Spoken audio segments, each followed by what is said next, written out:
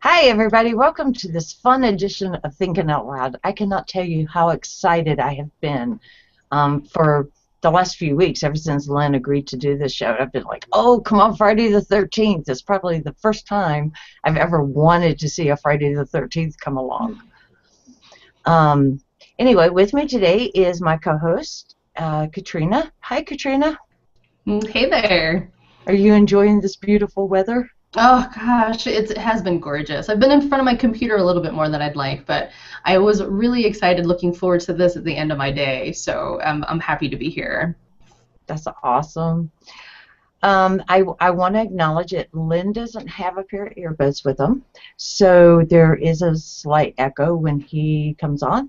And what we're doing is trying to make sure we mute in between. We're trying to handle the techie issues.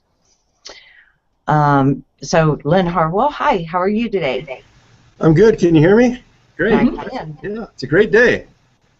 It is. Have you enjoyed the beautiful weather and had lots of people sitting on your patio? It has been wonderful, and there have been actually quite a few people on the patio today. It was really great. The weather is great in Colorado Springs, and so happy to be on your show.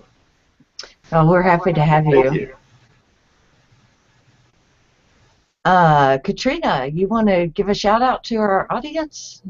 Let's see who else hanging out with us. Yeah, it's actually pretty active already. We have the beautiful Rain Dowell as always, and Ron Snaberger. I hope I'm saying his name correctly. You Dave are. Pipe, and Jim Sharp, and Brian Fortin, Albert Spalding, Rosemary Coiler, Misty Lynn. Yeah, we've got some good folks here. There's a few that can't make it, but those are the ones that are here and with us today. So hopefully some more will pick up steam as we get through some of these great questions. Yeah. Yeah, we have an awesome audience, and I am so looking forward to seeing what your questions are. So, Lyn, you want to tell us a little bit about the whole model? You know, the Seeds Community Model. My goodness, it's a pay what you can, affordable kind of place to be. We're a community cafe. We're a nonprofit, and the whole premise is we source and serve locally sourced food as much as we can find. I think last year we were able to find about 73% of the food we served from Colorado, which is pretty high. And if you come in the restaurant, you know, our menu changes every single day. We got some great, neat stuff on there and a nice little atmosphere, but there's no prices on the menu. So what that means is if you can't pay, we ask you to give us an hour of service for a healthy meal. Now, lots of folks will come in and pay it forward to help out, and but the neat thing is that without prices on the menu, there's a great leveler of humanity, per se. I like to look at it that way. So anyone from any social economic system or level in the community can come in and just enjoy a great meal, not worry about who's paid what or what's going on, and share time and great food with each other. That's the real important part of Seeds. And you know, we really look at trying to come together to look at the issues of hunger insecurity, all the folks that are experiencing that in the community, and how we might impact that with the cafe in relationship with other nonprofits, with our business sector, with our nonprofit sector, with the faith community, and together I think we might be able to make a big dent in some of these issues and get some people educated and get some healthier foods in our bodies. I know. I muted you again. I'm sorry. I know whatever the very first trip I made to Seeds, I heard about it, and it's located right downtown. You kind of have to scoot through a hallway area to get back to it. So when I looked at it, I thought, you know, when I was going down there my first visit, I was worried that it was going to be like one of the places where, you know, people go to get free food all the time. I'm drawing a blank on the name of it. I'm sorry, Lyn. But you know, the atmosphere that you have created in there is so relaxing. I mean, the paintings, the artwork, the music that plays. How did you manage to get all that built into a community like you have? Well, you know, that's a great question. And it really is. It is truly a cafe, and I think you were probably looking for a soup kitchen or something like that was the word. That was a word. When folks think, they'll say, well, we want to go to Seeds Community Cafe, and they say, well, tell us about it, and they say there's no prices on the menu, and right away they say, must be like a soup kitchen, and it's just so far from that. It is a nice atmosphere. We have a beautiful wooden floor and nice wall, nice colors, and so much local art on the walls. There's the murals coming down the hallway to us, and there's a lot of comfort here, and there's just you just feel, I think you can feel the love when you come into the cafe, which is really, really important. But and folks, when they first come in, many folks, even today, we had a couple of people said, we were real hesitant to come here because we thought it was kind of like a soup kitchen, but boy, is it different. And and I say, tell your friends, let them know what we do and what we're about, and the food is great. And it's about community. It's about a community cafe, not a soup kitchen. And we certainly feed food to anybody, regardless of their ability to pay. So we've got some homeless folks in here. We've got lots of folks in here that experience food insecurity, that are on food stamps and food assistance. And then we got folks that are in here that are business people that work downtown, and they come in and pay it forward a little bit for other people to eat. And it's just a great atmosphere. A couple birthday parties in here today, and there's a couple business meetings. So you just never know what's going to happen. Every once in a while, I think you commented the other day on Cindy Smith, one of our musician friends that comes in a couple times a month and plays just some wonderful tunes for us. So she comes in a couple times. Sometimes some folks will come in from the street and say, "Can we play some music?" And it's like, "Yeah, come on in." So the atmosphere changes up a little bit when we go from our CDs and the music that we play to live music. But it's just a great place. It's a wonderful atmosphere, I think. I totally agree with you. It's a fabulous atmosphere, and even though it switches up, you still have that singular thing of you can feel the love. You have volunteers walking around filling up glasses, just like it's a restaurant, it's a cafe. One of those things, we're driven by volunteers. Being a nonprofit and being a community cafe, we really only have 3 paid employees. And we have some other employees that are paid in our catering side, and we might talk about that later. But again, on the cafe side, since we've opened, we've engaged over 1,000 community volunteers with over 19,000 volunteer hours. It really keeps us going. And folks come in and they just help us out and do all kinds of jobs. There's any number of 20 or 22 different jobs that you can do all day long.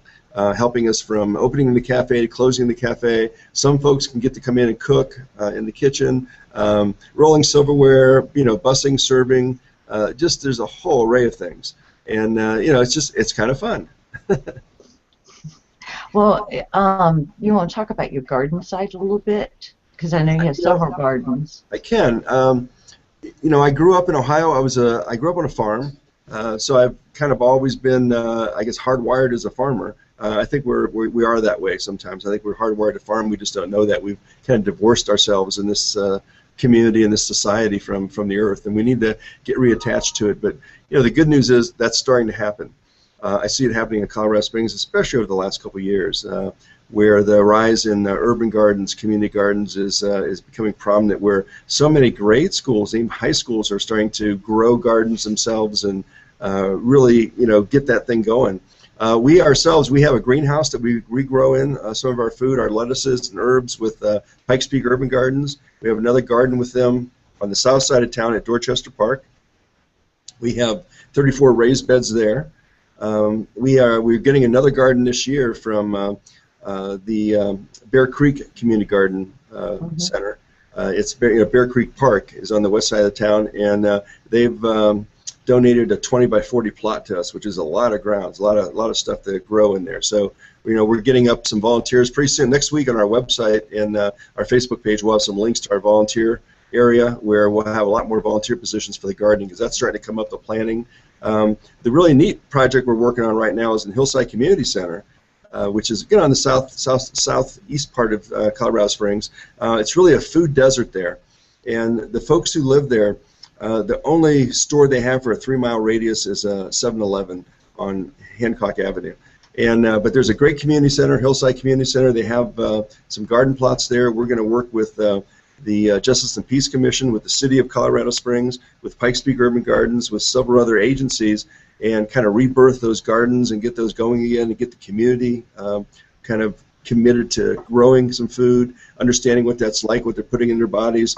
We're going to bring our food truck out. We have a food truck called The Local, where we help. Actually, we'll be up in Monument tomorrow with the food truck, but we use that food truck to come in and teach folks about healthy cooking. We like to go to urban gardens and community gardens and pull food right out of the gardens, take it into the truck, cook it up, and people can eat it right there, just minutes out of the garden, which is really, really good. We're also going to be there with UCCS, the Flying Carrot, which is an educational food truck that teaches folks about healthy cooking also. So we're going to be side by side at the hillside looking at that, and we hope over a 2-year process that we can turn that into a real fresh food hub for the folks in that area, so that they don't have to, they're not restricted to the convenience food, having to go to 7-Eleven for their food needs, and they can have access to fresh food and cook some themselves and participate in growing it. We've got some kitchens at the community center too. We're going to do some cooking classes and just get families involved and change the texture of that neighborhood. That is awesome. I think you mentioned. Sorry, I had to mute you. I think you mentioned when we talked that the people, there's a certain percentage of the people who cannot drive up there or who do not have any transportation. Yeah, about 40% of the folks that live in that area don't have transportation. They walk, ride their bicycles, or take public transportation, and so it's difficult for them to get to the store. It's not that easy. Yeah. Okay, we got a comment. Katrina? Yeah, at first I just wanted to make note that Dave Pipe was saying that they do a lot of work with food banks in the UK, but they don't necessarily have any of the pay-as-you-can sort of cafes that Lyn is putting together here. And then Rain followed up with this great comment about how she loves this business model because it's so community-centric. And if he can talk a little bit more about how this model, from Denise Cerreta. Oh, how he learned about the model from Denise Cerreta. Okay. Denise is a very dear and close friend of mine. She lives down in Santa Fe now. She started at the first cafe, One World Everybody Eats, in Salt Lake City, about 12 years ago now, I think, something like that. And I think I read about it. I was on a plane and I was reading about the concept maybe 9 years ago. And I said, I want to do this. This is pretty cool. So maybe a year after that, I called Denise, got her number, got a hold of her, and said, I'm going to open a community cafe in Colorado Springs. You got to come out here and look at this thing. She did come out. Denise is a whole other story. If I'll try to go briefly in that. When I first met her, I picked her up at the Denver airport, and I found out in a quick conversation as I picked her up that she was from Canton, Ohio, which Greentown, the farming town I grew up in, is a few miles from Canton, Ohio. So we grew up in the very same area, and she was just there with some friends, and she was at a get-together the weekend, the night before I picked her up with my son in Canton. So it's a small connected world, and so we were talking about that, and we really started. We came to Colorado Springs. We did a couple of presentations together with in some community organizations to talk about community cafes, how we wanted to open one here in Colorado Springs.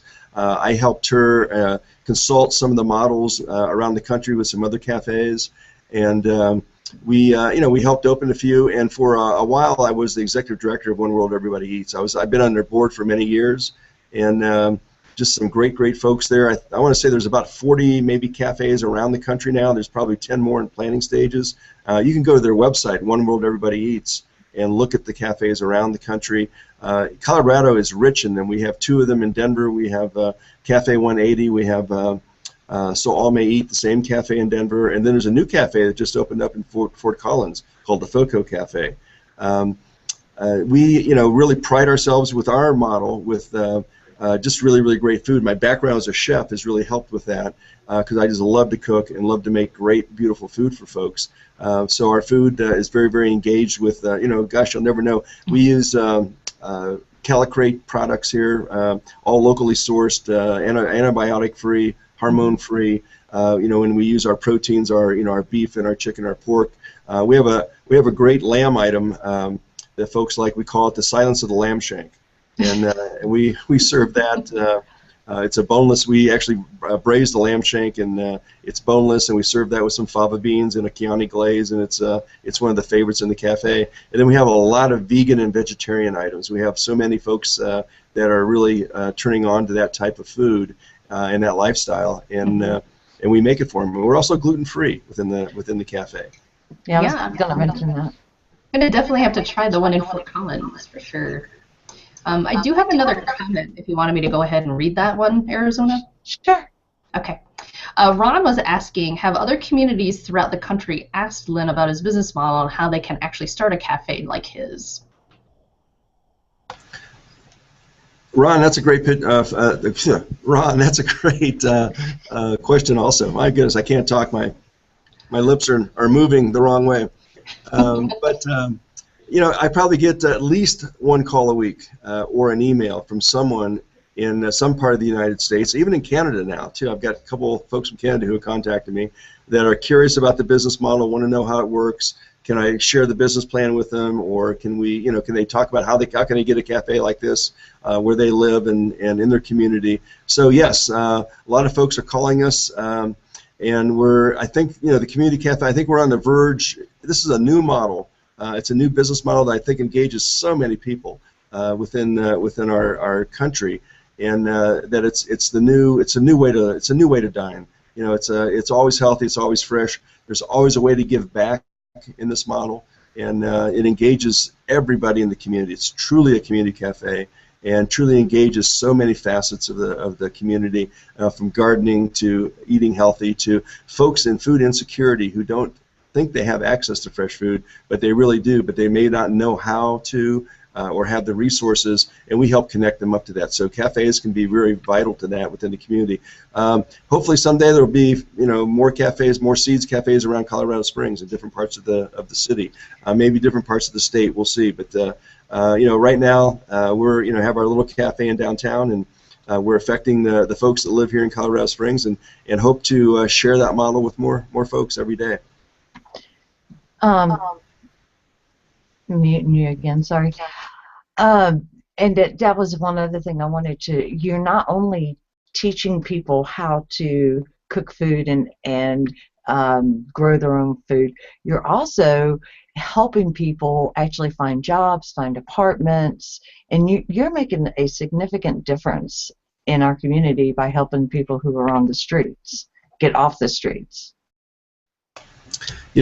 I like to think that, significance, we're not making a difference with a whole lot of people, but we're making a significant difference with the people that we help. And one of our goals last year when we first opened the cafe for 2014 was to take at least 10 folks who came in that volunteered with us that were all, they were all jobless, and half of them were homeless.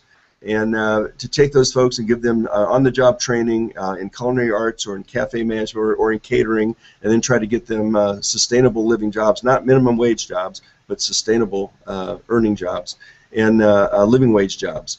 And we were able to do that with actually 16 of our folks. So we, really blew our goal away, and we made a difference in some folks. That besides being able to get them engaged with different jobs and full-time jobs where they're really sustainable, get them off the streets and get them in apartments, and make some changes in their lives. Just coming into the cafe as a volunteer, when you have some insecurity things going on, or you've made some poor decisions or bad decisions in your life, come on in here and talk to us.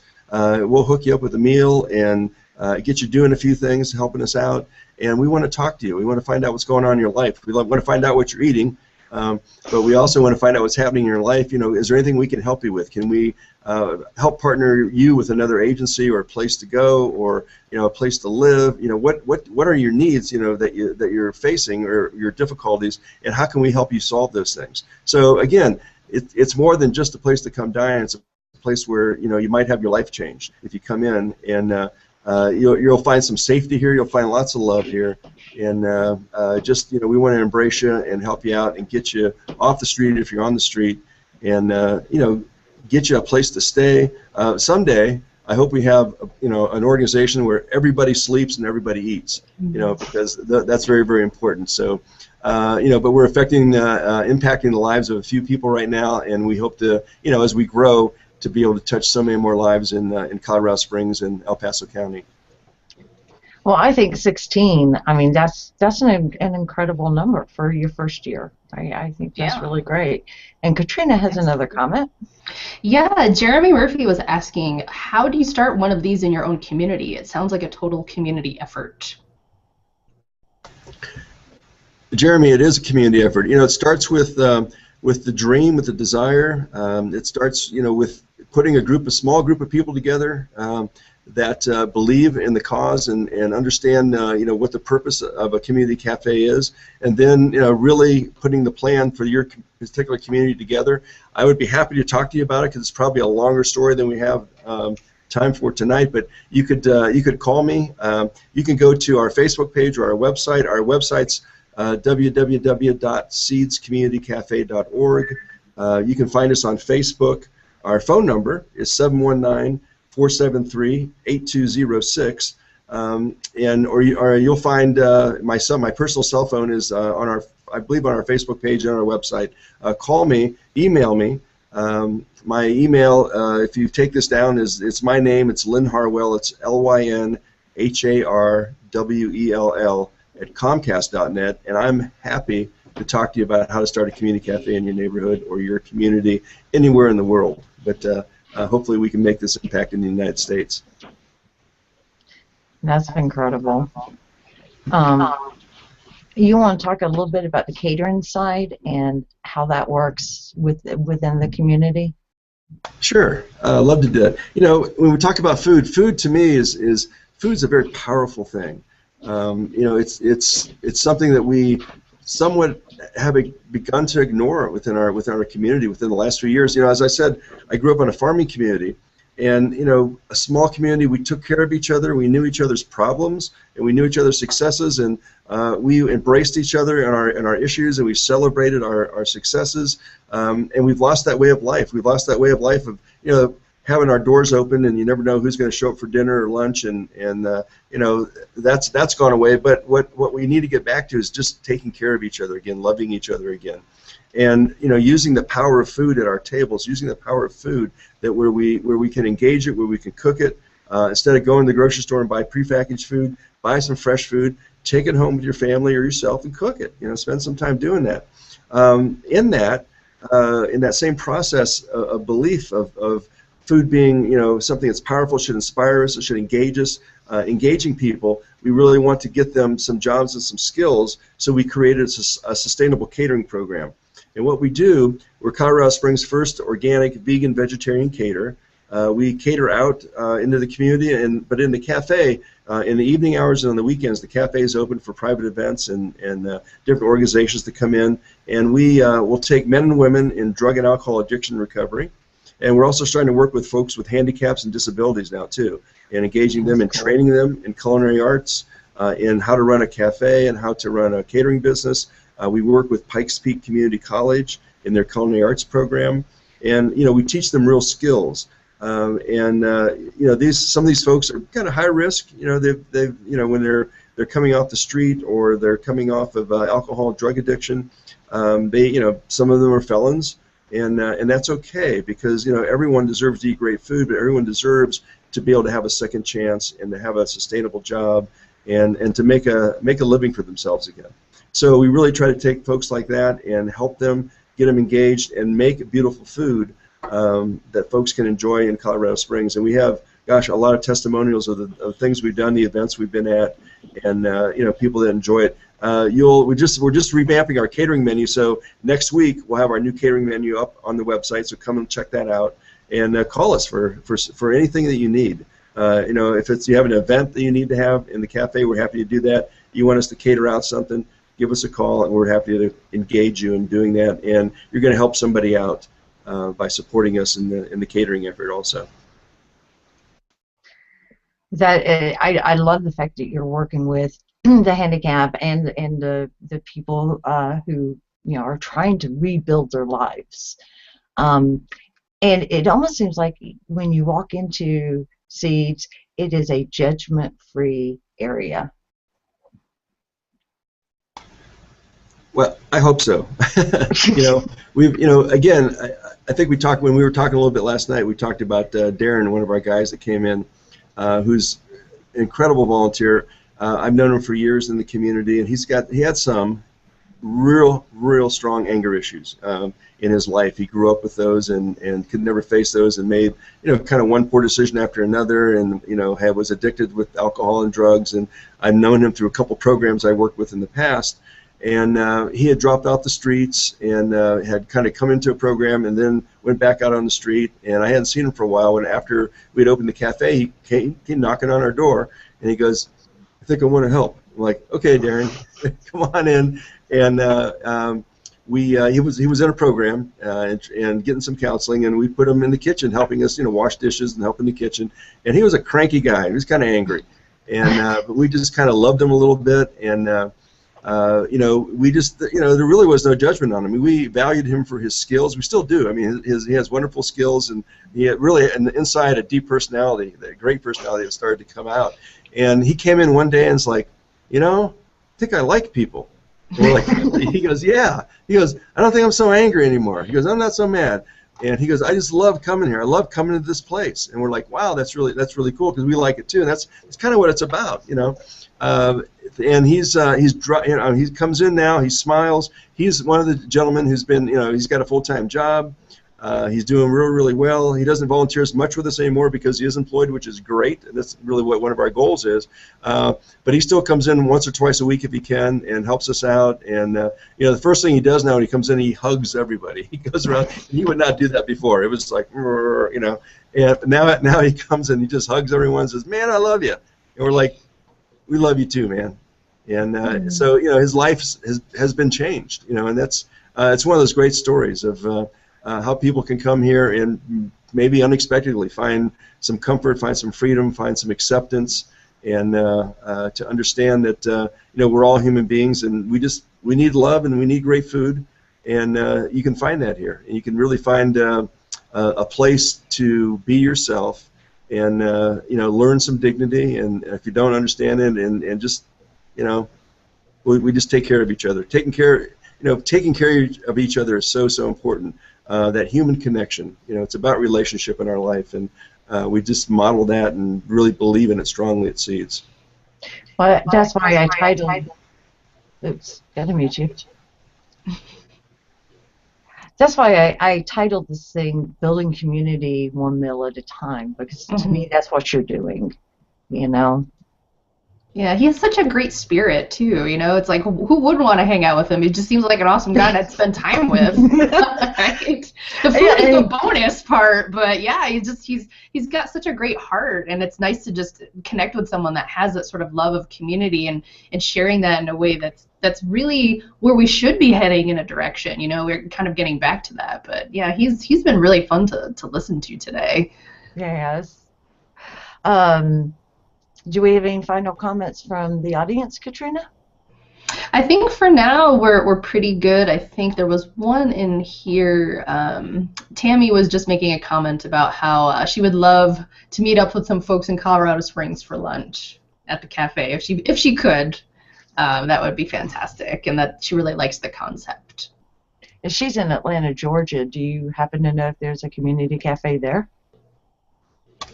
There's not one there yet, but that Atlanta would be a great place to have one. So again, if there's some folks from Atlanta, or someone in Atlanta that might have an interest in this, have them call me, and we can talk about how to get something started.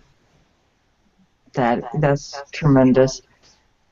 Lyn, you want to give any last minute things?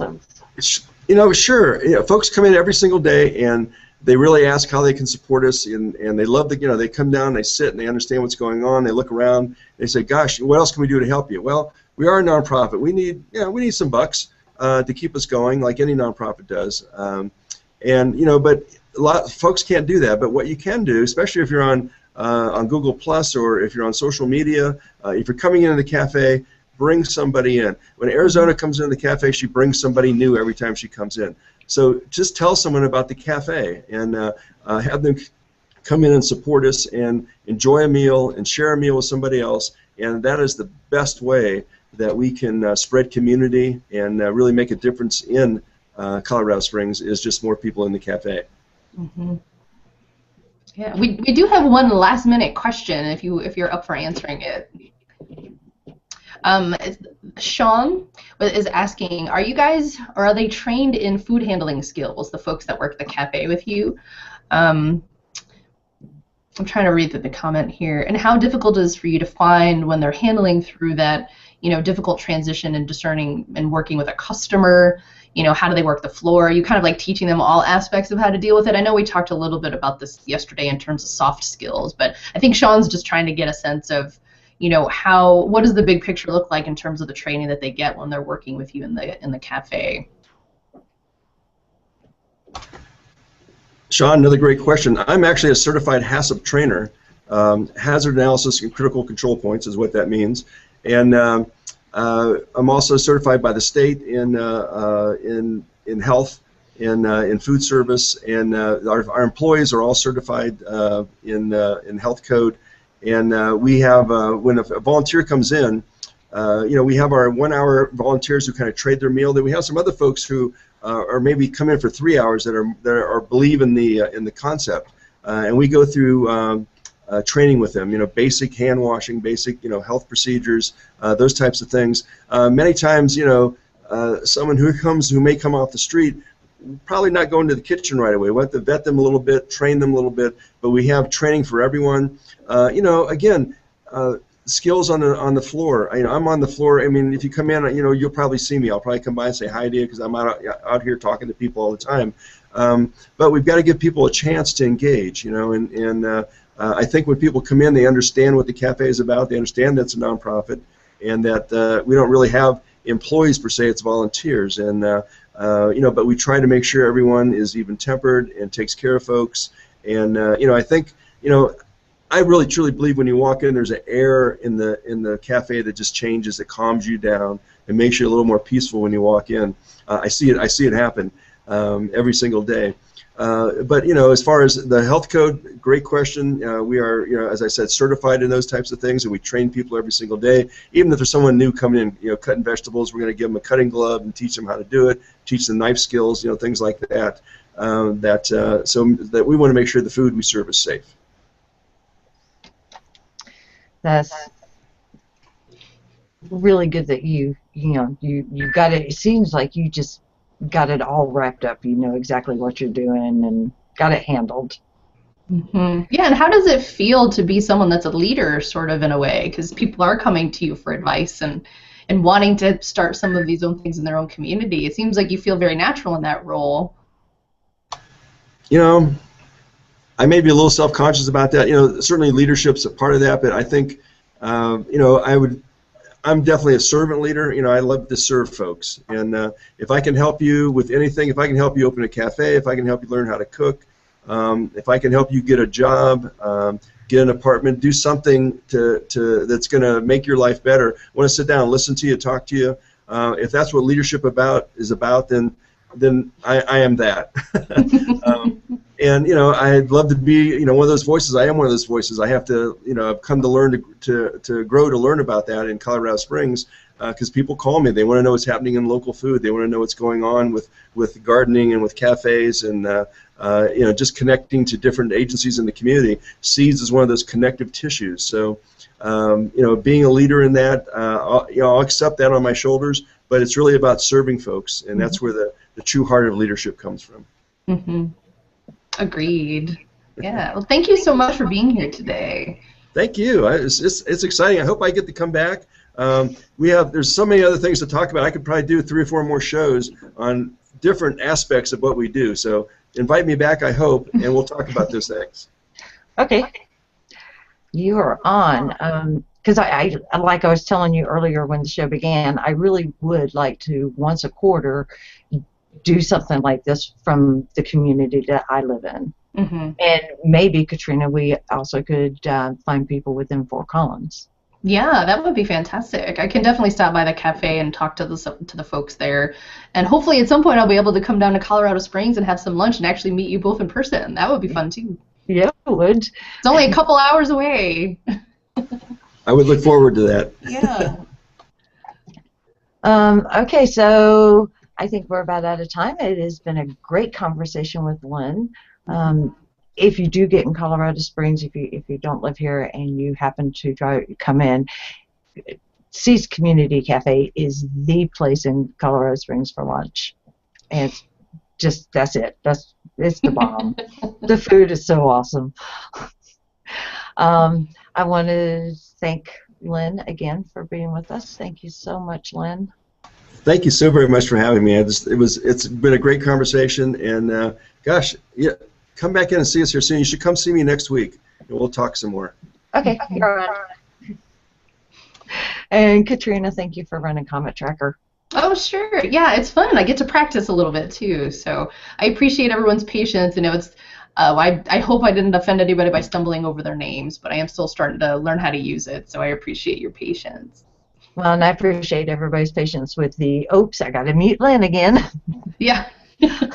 Technology. Oh, so much fun. So I hope everybody has a great Friday evening and a wonderful weekend, and we will see you next week. Bye, y'all. Bye.